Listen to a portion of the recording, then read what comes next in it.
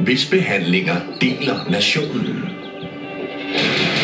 Karl Møller has a reputation for being a provocateur and being extreme. A twisted treatment is one that probably deviates from established medical or psychological paradigms. You never know with Karl Møller. You can expect that everything. I'm a born warrior, and I need a war.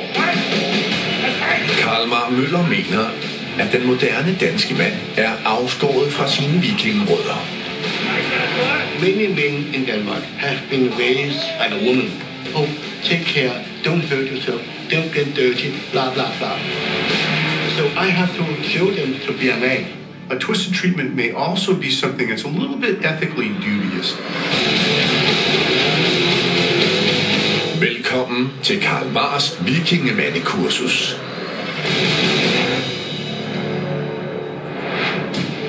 Danmark er verdens ældste kongedømme, det næstlykkeligste land på jorden, og i top 10 for ligestilling mellem kønnene. Men er det danske kvinder, der smiler mest? In Denmark, feminism has been very successful, and you now have men taking on roles that were traditionally thought of as women's work. One way you can look at this is that there's a pendulum that swings toward men becoming more feminized.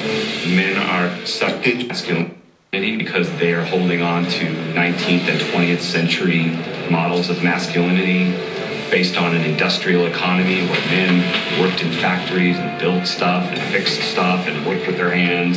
We live in a 21st century post-industrial service economy where those forms of masculinity are no longer relevant. Karl Marr er uenig. Verden har muligvis ændret sig, men mænd er stadig mænd. De skal bare have en genopfriskning. And the man calls some men stop crying like a little baby. So I am the last man you want to be. Last man. I den frysende kolde vinter står hans seneste rekrutter over for en af de hårdeste dage i deres liv. Welcome to the main course here in Denmark. I hope we have a good life until now. Ligesom vikingerne mener Karl Marr, at manddom kan findes i slåskampe. Come and get some gold. Den arbejdsløse elektriker Peter Lindstrøm er den stille type. Listen to me. Og han er allerede i tvivl. Are you ready to listen? When I arrived there, and I saw the other guys with big tattoos and everything, looking nearly like Vikings, and I'm a little guy. I don't look like much, so I think, oh my God, we're really gonna get beaten up here.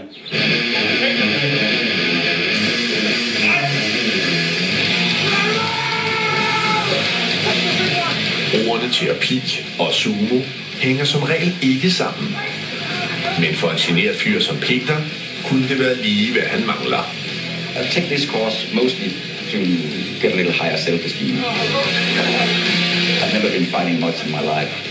But for once it was nice to get to beat another person.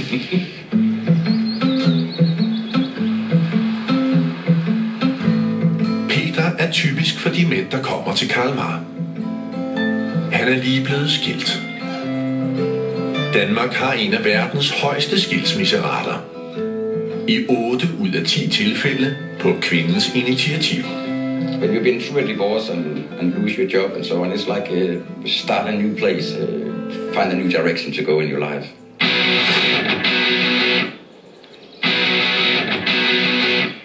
Karl Marr mener, at lyseslukkere som Peter kan genvinde sit panser i kamp. Remember, there's no fool. Okay, are you ready? Fight! Attack!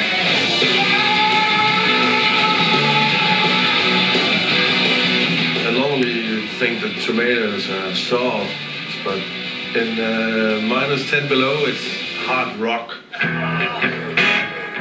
I modsætning til lille Peter er Niels Kielens en skægget kæmpe uden et gran generthed i kroppen, og han længes efter de gamle vikingers liv. My name is Niels. I'm 36. I wasn't quite sure what to expect, except that it was gonna be a great time. The wild version of Boys Night Out. Vikingendrengen blev opdraget til at være hårde og lærte, at den eneste ærefulde død var i kamp. Det er langt fra det moderne Skandinavien. In Viking times, boys were given weapons and taught to become men. In modern Scandinavia, boys are given dolls as part of an anti-sexist campaign.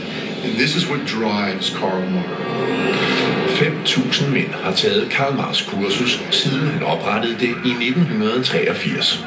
Og lignende kurser, der dukkede op verden over med mandebevægelsen i starten af 1990'erne, har trænet over 50.000 mænd.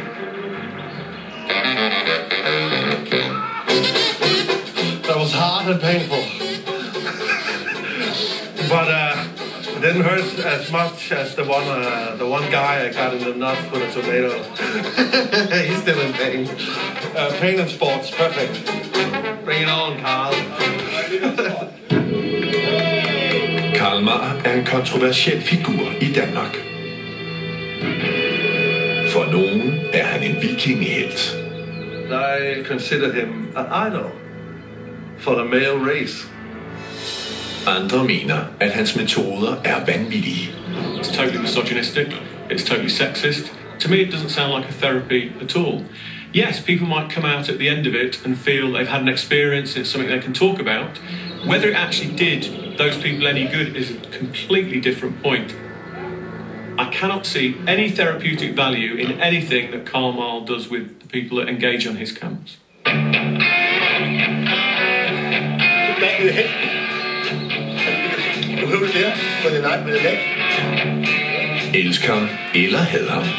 Karl Marr mener, at danske mænd skal mande sig op. Ved at løbe risici, tage favntag med faren, more sig og smide mere end bare deres hæmninger.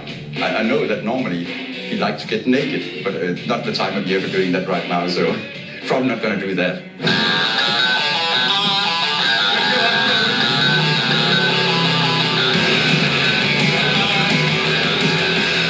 Can't stand the cold, so I was afraid that I couldn't manage it.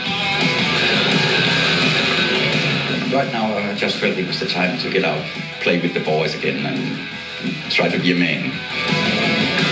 For Karl Marr er nøglen til at være mand at tage sin frygt i øjnene. Og den næste udfordring vil få selv modige mænd til at krympe sig. I confront them with this. They can die. Programmet I confront them with this. They can die. The woman can turn around, and they will die. So they also have to trust me and their life in my hand. Ved rattet i denne vanvittige kødvogn sidder den kontroversielle vikingeterapeut Karl Marr.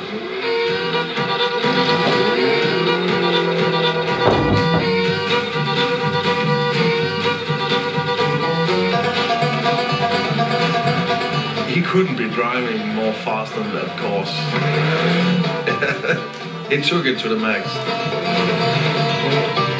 It may be a stretch to imagine that strapping a naked man to the top of a speeding car is a form of therapy.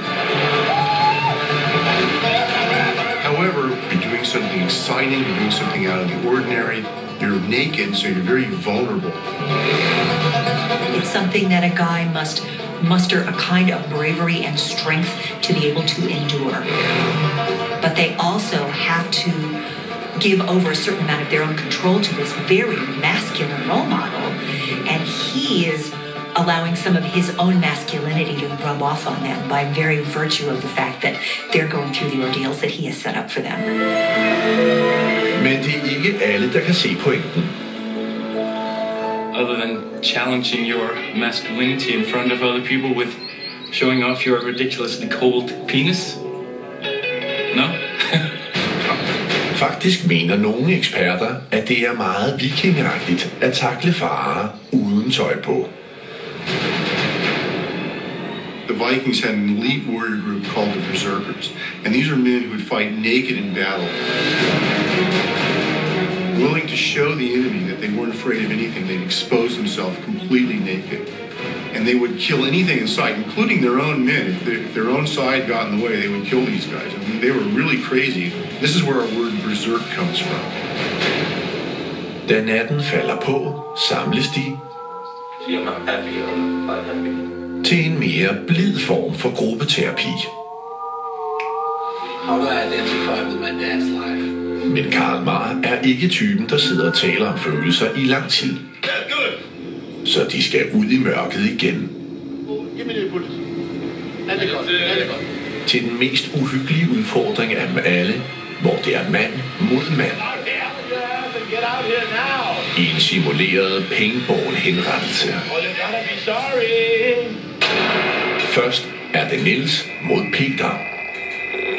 Our bodies were exhausted after this whole day, and now we were standing in the cold, and you know pain would follow. I didn't really like to do it because I knew I was going to hurt him. It was the last hurdle to get over. It was, here comes the pain. Shoot. Shoot.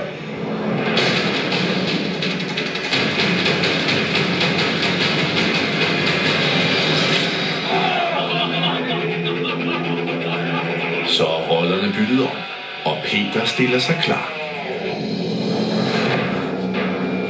So I think, oh my God, I can only take one bullet.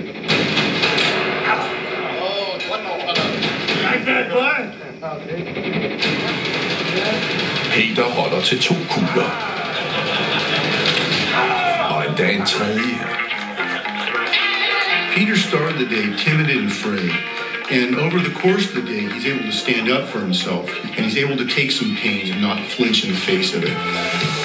And in traditional Viking society, men would gain status by being able to withstand pain. So this is a way that you move up in the hierarchy of men in the society.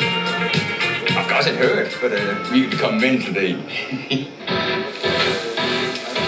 Dagen rundes af med et festmåltid for at fejre deres symbolske sejr over den kvindelige fjende. It was really a masculine kind of thing. It's like, oh, I'm naked, I'm making meat and fire. It was primeval. Karl Marr's thing he says is, the woman make the man into a poodle. Yeah, so I think many men could use to come here and be a man again instead of a poodle. To make real men is to go out there and be Vikings. They are Vikings. Danish Vikings.